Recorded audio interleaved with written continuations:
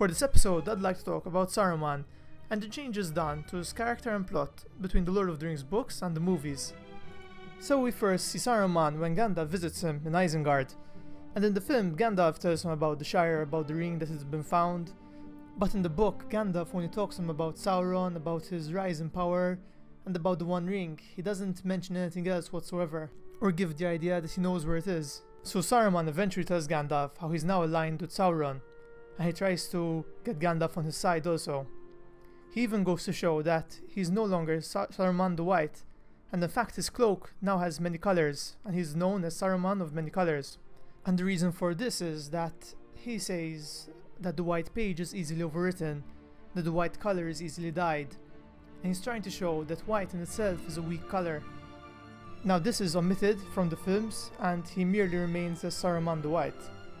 Another change is that in the films, when Gandalf is visiting Orthanc, Saruman shows him the Palantir, and thus he shows him that this was the way he was communicating and the way he knew what Sauron was doing.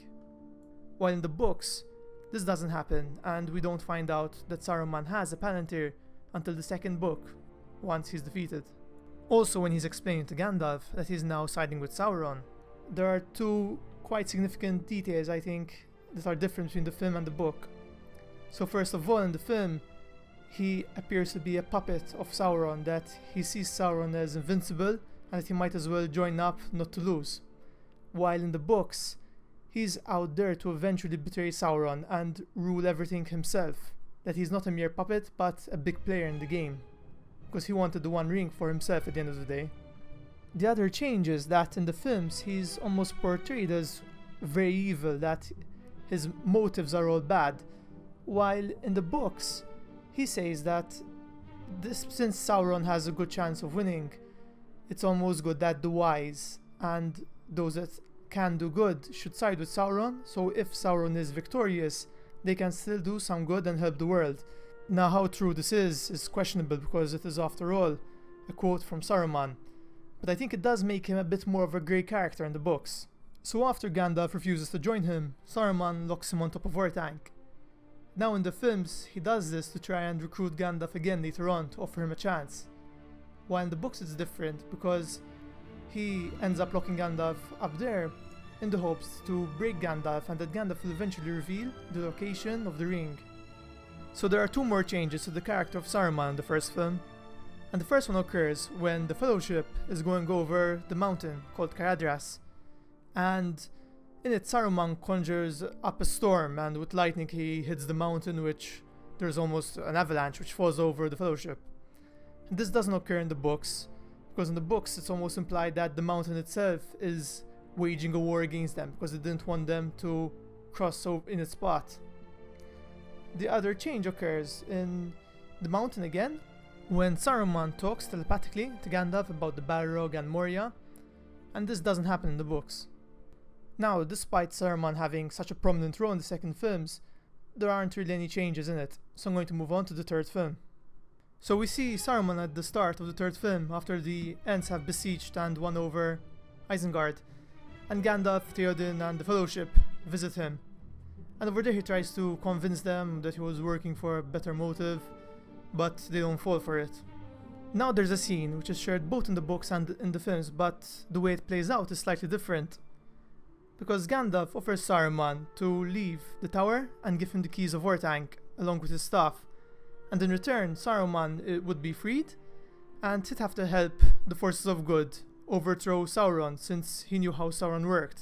He was quite deep in his council. And in the films he disregards it immediately, and he gets angry and shouts at Gandalf and even shoots a fireball at him. While in the books, for a moment he considers this very much, but his pride, anger and his hate overcome the chance of redemption. And he also fears that if he does join the forces of good, that it's actually a trap and that they'll betray him, which causes him to refuse this offer.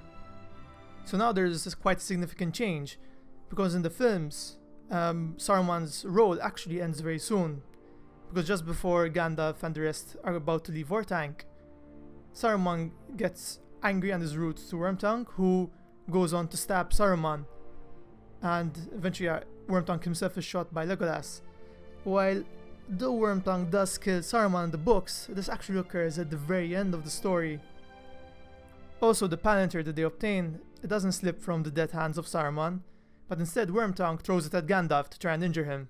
This in itself infuriates Saruman because he wanted to keep it. So since in the films Saruman's story ends here, the rest of this is all going to happen in the books only. So Saruman does eventually leave his tower at the end of the third book, and he hands over the keys to the Ents, and people think that he used his power of wordplay and his speech to convince Treebeard to let him go. So now after this, he's actually seen by Gandalf, Celeborn, Galadriel and the Hobbits while they're on the way to Dunland, and he's seen as a beggar with Wormtongue, and Pippin offers him some pipeweed because he felt sorry for him basically. And yeah, Saruman mentions how they might not find the Shire the way they remember it or the way it was before, which is some foreshadowing. So now, once the Hobbits reach the Shire, they find it industrialized, and that there are men there and that they're being led by a man named Sharky. And they're basically causing a lot of destruction to the Shire, and they even destroyed and uprooted the party tree. Now eventually the Hobbits, they start a rebellion of sorts, getting the townspeople together, and they manage to kick out these men. And they find out that Sharky was in fact Saruman. And when Saruman is exposed, the Hobbits want to imprison him or even kill him, but Frodo tells them not to and instead to let him go. And as he's passing by, he actually attempts to stab Frodo, and even despite this, Frodo tells them to let him go because he's uninjured, because he had the mithril vest underneath him. And this causes Saruman to give him a look of deep admiration, but at the same time hatred. And Frodo offers Wormtongue to stay in Hobbiton because he didn't cause them any harm. And Saruman offends Wormtongue, calls him a dog, kicks him, and then Wormtongue proceeds to slit Saruman's throat at Bag End. Now this part is left out of the films for two reasons. First of all, it was considered anticlimactic, that after all the story, they're gonna go back to the Shire and oh look, another problem. And also because the third film has many multiple endings, and adding another one would have made it too long and too complicated. So once he dies, his body almost shrivels up and evaporates. And it's said that his spirit tried to return to the Undying Lands, but it was denied, and instead he was left to roam as a spirit in Middle-earth forever. And that basically covers his plot. And one might ask, why was his role changed so much that he was turned into a puppet in the films? It is because Sauron is barely seen in the films, and the director would wanted another bad guy, and having Saruman as a greyish figure and not an outright evil threat would have undermined it and made him seem like a less severe threat to Middle-earth. So that wraps up the changes between the books and the films for the character of Saruman. I hope you enjoyed it. If you have anything more to add, any questions or anything of the sort, just leave a comment below.